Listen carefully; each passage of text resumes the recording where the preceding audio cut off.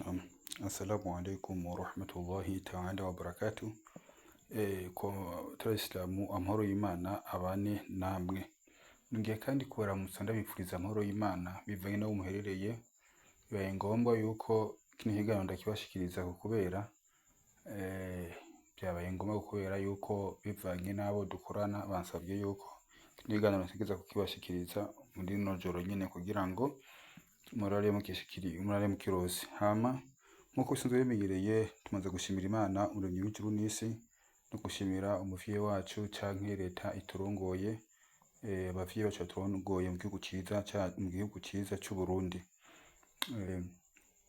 Imana ibandanye kutuzigamira indongozi zacu, izihereze n'imyaka myinshi yo kuba kuri ino si, n'imyaka myinshi yo kubandanya ku burongozi kuko barabikwiye.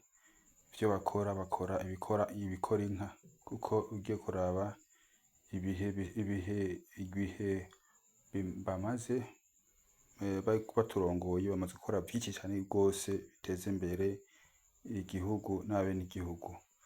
Hama nongeye kandi kubashikiriza ikiganiro citwa navuze jini yitwa Jini Khanasi.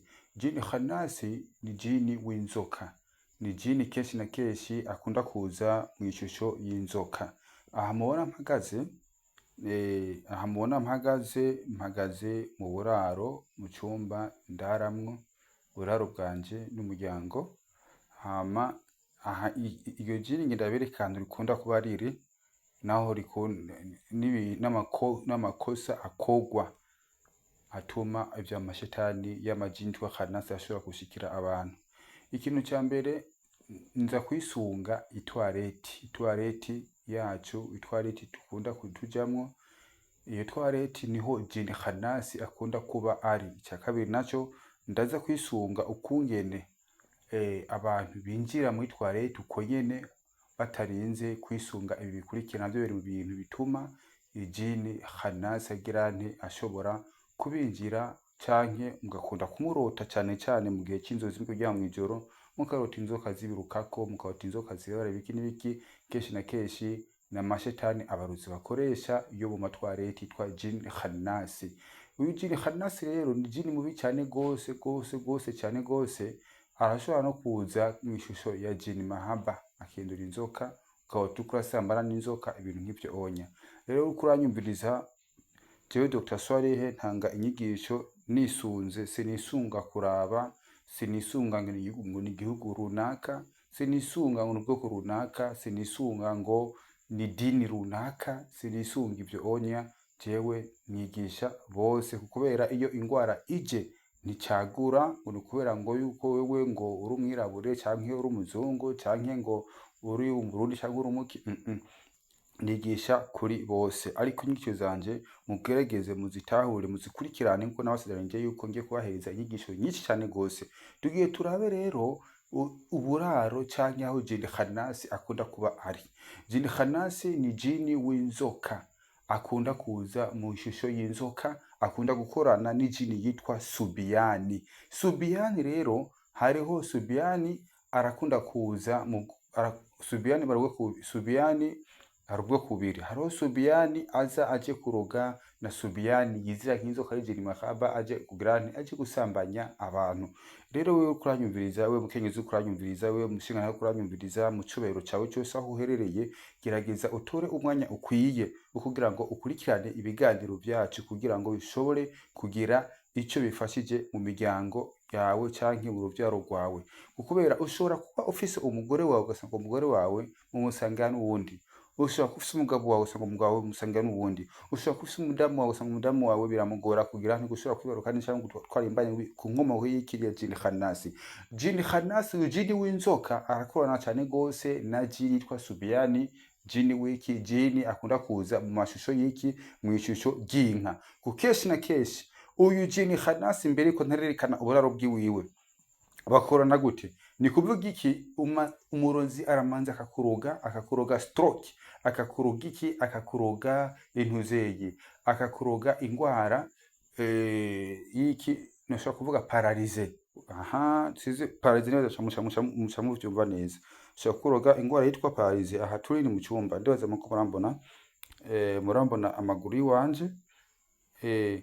Ubu ni kuvuga iki rero, iyo ivyo bintu bimaze gushika rero, ibi bikurikira ngire mvuge bimaze gushika, ni kuvuga iki, uzomanza kurota inka iriko irakwirukako. Inka imaze kwirukako hagezeho igutera amahembe ajyanye bakagufata, mu nyuma haca hava iyo ndoto ikihava ikiza kwari ikiki ikiza kugirani kubwira Jenikanasi, doshaka kurikira indoto yo kurota wirukako n'inzoka. Ariko byumva inzoka nayo imaze kugukobora ukigirante ikigutera ingwara z'umutima. Bantu mugwaye imitima, gerageza musuzumura imitima yanyu mugwaye, ni imitima yo kwa muganga canke harimo n'ubindi bintu vyihishije, kuko ushobora kumwanga akagutora umutima kumbe hari n'ibintu vyihishije. Kuko Jenikanasi kenshi na kenshi wewe atengwa ubugwara bwahe bwo ku mutima. Kuri ubonye rero ibiganiro byacu sivyo kwirengagiza. Nama navuze ati nimba ubona yuko ibiganiro byacu ari by'agaciro, namba ubona ubuzima bwawe bw'agaciro, gerageza urondera iki, ukurikirane ibiganiro byacu. Nimba ubuzima bwawe bw'agaciro nabyo uwirenganire nta kibazo.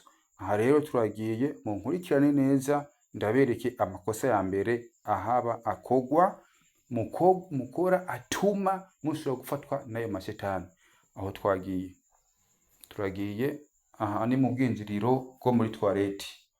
Sawa, ni ubwinjiriro bwo muri toilette. Ikosa rya mbere rikogwa mukora mwebwe muri toilette, yo mwinjiyeyo mwinjira nko kumenga mwinjiye mu nzu, kandi ari ahantu habi cyane. Ntubona yuko ari toilette ya kijambere igezweho, ariko uko biri kose nubwo hasukura gutarigenza gute, menye yuko ari uburaro bw'amashetani. Umushetani muri toilette yitwa Jenikanasi. Umuntu wese yabitwaye yo mu nzu yaba yo hanze niho bibera, kuko nabisiguye yuko bafise ahantu henshi baba. Jenikanasi bafise uburaro bwinshi babamwo butandukanye bivanye n'ubwoko bwabo n'ubuzi bwabo.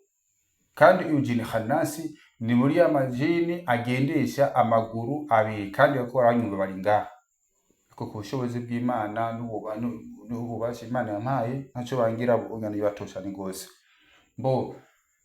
Ndi kuvuga yuko rero uyu Jenikanasi rero kenshi na kenshi ikosa rya mbere rikorwa nirihe. Urabona ndi ngaha magaze ngaha ngire nije muri toilette.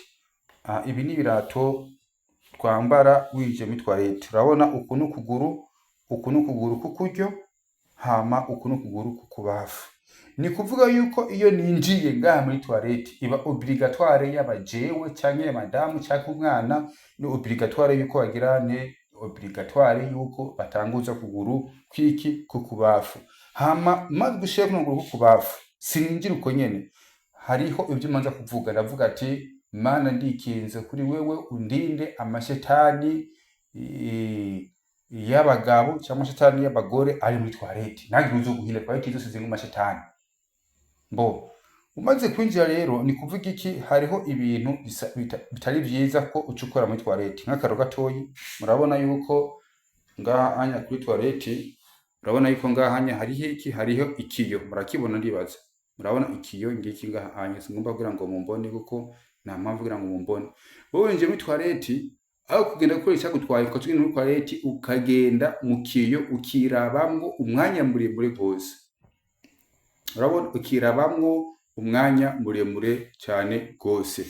Nukuvuga iki rero, uyu Jenikanasi, ujini w'inzoka, shitani w'inzoka ashobora kuva muri toilette akakwinjiramwo aciye mu kiyo aho nyene. Bisigure yuko urambugiye mvuye muri toilette ngo ukaraba usoko kugende, apana kuca uguma ubwizene uriko uraraba ivyo hehe byo muri toilette. Ni kuvuga iki rero, aha turabandanya irindi kosa rihakogwa ngiki nongaha anyene mu bwogero. Mu bwogero ngira ngo murabona gine bimeze, ukacusanga wewe nk'umuntu w'umushinga ntahe cyangwa nk'umuntu w'umuntu uzegi w'umudamu, ugiye kugana n'umudamu wawe, mugiye gukora ibidakoreka muri toilette. Ngamusanga tubaravuze mu mvugo mbabarira amatwi. Nabyo nyine biraba impamvu yo gukururira ishetani yitwa Jenikanasi kugira ngo ashobore kuza kubagirira nabi. turavuye ngaho onya turaje turaje tugiye hehe turageze muri toilette. Toilette rero ngiyi murabona iyi toilette banama murayibona iyi ngiyi murayibona, ni kuvuga yuko uko yoba isa kose uko yoba iri kose ni kuvuga iki, ubu nubwo buraro bw'amashetani abiri, ishetani ry'umugore n'ishetani ry'umugabo yitwa Khubuth na Khabaith, ariko bakunda kuza hehe, bakunda kuza mu ishusho y'iki, mu ishusho z'inzoka. Kuri ubwo nyine rero namba ugiye kuri toilette irinde ibi bikurikira. Wewe uri muri toilette uri kuravugira muri toilette, uri witaye telefone muri toilette, witaye telefone muri toilette, ni kuvuga iki, aha anya aba winjiye mu yindi si, kubera ngaha anya ni kuvuga ngo toilette irinde guciragura kugira hamwe gutera umwanya muremure gose, cyane kugena muri toilette ukicara ataci kurakora ukago muri yo, ibiryo bintu bigira n'ibitobakurura grante kuronka jini w'inzoka yitwa Khanasi. Ni kuvuga baba ngaha anya bagiki bajya umwanda muri toilette, nibyo bajya byose ibyo bakora byose. Kuri ubwo rero nizeye ko kino kiganiro cyo kubera ikigwa. Ni kuvuga iki, gerageza ugiye kuri toilette uheje gukora ibyo ugomba gukora usohoka, hama ntubone hameze kuunya, ni kukubera yuko amatara atari karaka icyo bigaragara yuko umenga haragize mugabo suko hari. Ndibaza aho turagiye ko riraka mwawe nyine ari hameze ahanye habaye panika tuyitara. Ni kuvuga iki rero, wirinde ivyo bintu bikurikira: kuja muri toilette muri abantu babiri, kuva muri toilette ukatuja no kukiyo ukamara umwanya muremure gose, cyangwa gukora ibidakoreka muri toilette nubwo bari umukenyezi wawe, si byiza cyane gose. Kuri ubwo rero nibaze yuko mwanahuye, hama uramutse uhejeje gukora ibyo ukora muri toilette, cyari gusaba kugira nte, cyari gusaba ko ujya mwanda uri hejuru, mwanda wasajya hejuru. Bantu mukunda kuja muri toilette mukaca mukoresha ubundi byo barakiharagura muca mugenda uko usanga toilette yuzuye umwanda. Ni kuvuga iki, ujya mwanda niwo utuma wegeza hafi ujya shetani kaza mu usanga mu rya mu ijoro kibikota indoto z'inzoka wiruka ko gigwana. Muntu nzi gukunda kota indoto y'inzoka, bugerageza uturondere hakiri kare.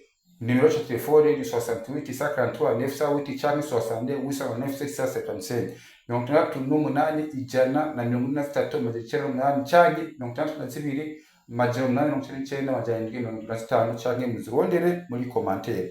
Ni kuvuga iki rero, uhejeje rero ucugira nte, ushaka ufyonda kugira ngo ujya mwanda wawe ugire nte ushobora kumanura.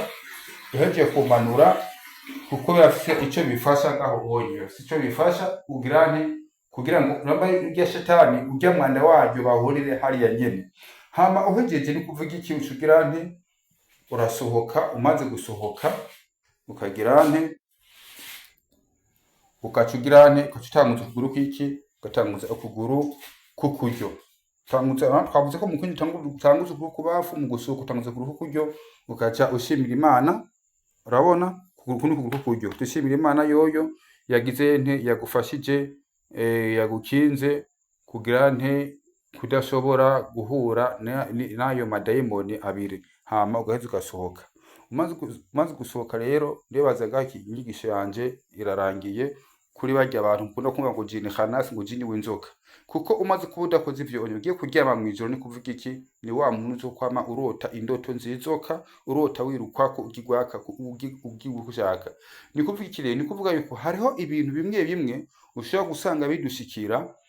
gusanga bidushikira bivanye n'iki, bivanye na twebwe n'ingeso zacu n'inyifato zacu. Ngivyo mutazobikurikiza umenye yuko wewe jini Khanasi ama jini Khubuth Khabaith akunda kuza nk'inzoka, bazogira nte, bazogutera mu buzima bwawe, uzosangira muri toilette. Mbe nawe birashika uri muri toilette ugaye ibombo ryo muri toilette, ukumva ibombo ryo muri toilette givugurutsa amazi, kumva arana ko aroga muri toilette. Ntabyo uri girumva ibintu nk'ivyo onye.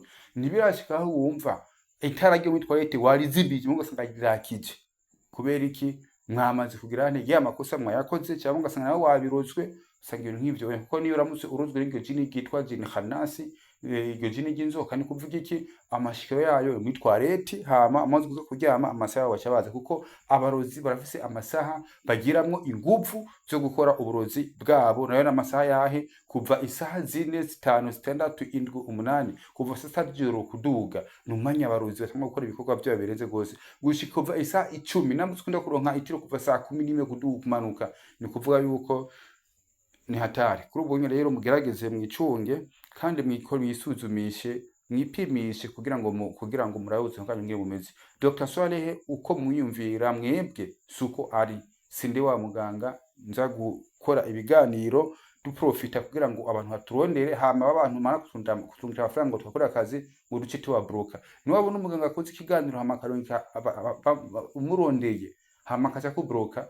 ni kuvuga iki niba babaganga babateka mutwe nibaze yuko tumaze gukora byinshi tumaze gushika naye na benshi anye ibyigwa mu turonka byinshi urishe tane rero gerageza ugirukane mu buzima bwawe nambuze ko ivyo bikunda gushikira umenya neza yuko kweri yushe cyane byamaze gutera mu buzima bwawe kuko umaze kuvangaho onye ni kuvuga iki umaze kuba wirangije ivyo onye ni wawe ugenda kujya mu yihima gatukacora ibyo kabikora kwirukako ibiyo kabikwizingira ibiyoka bigira n'ibintu nk'ivyo onye kuri ubwo onye rero mugerageze mwisuzume mwebwe n'urubyaro rwanyu kugira ngo mumenye ngira ubuzima bwanyu uko buragenda hama ntizizo kwa muri kumendo imisose ngo baturoze kurugwa ni kimwe ariko kwirugura n'ikindi kuko wakuroze siwo akuvura wakuroze siwo akurogora kandi ikindi naco twisuzume turabe n'inyifato zacu twongere dusuzume turabe imiryango dukomokako mbe dukomoka ku miryango iyihe mbega imiryango yacu kera yakora ibiki namba sokuru nyokuru yakora ibintu byo kuraguza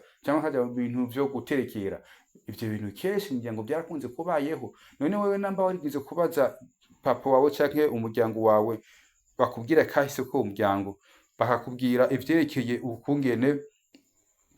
ukungene byari bimeze wana twege sokuru wasufuye yemeze kunuku byo gutekera ibintu nk'ivyo onya none wakoze kugira ngo uvyigize nyuma ni kuvuga iki rero ikigwa cy'uno munsi cyo kigwa kirekeye shetani gitwa Hubuthi na Habaith mushitana abiri yibera hehe yibera hariya muri toilette murahabona nga hariya anya muri toilette ingene hameze bibaze mwamaze kuhabona namaze kubabwira yuko hariya anya ariyo mashikiro ya mashetani yose yitwa Hubuthi na Habaith uko hasa kose uko hameze kose umenye neza yuko ahantu atari ahantu heza atari ahantu ho kugenda guterera inkuru atari ahantu ho kugenda kuvugiriza imiziki atari ahantu ho kugenda gukora ibyo mukorerayo n'ahantu ho kugenda ugiye gukora ikikujanye murakoze cyane gose ari cyo ukeneye kubaza cyangwa ukeneye kugira ngo wunganire apana kunganira ngo ku mafaranga n'amafaranga nkora gusaba amafaranga uzayasabwa uje kwivuza apana ngo nterere oya andika commentaire ngaho hasi hama tuzokwishura murakoze cyane gose.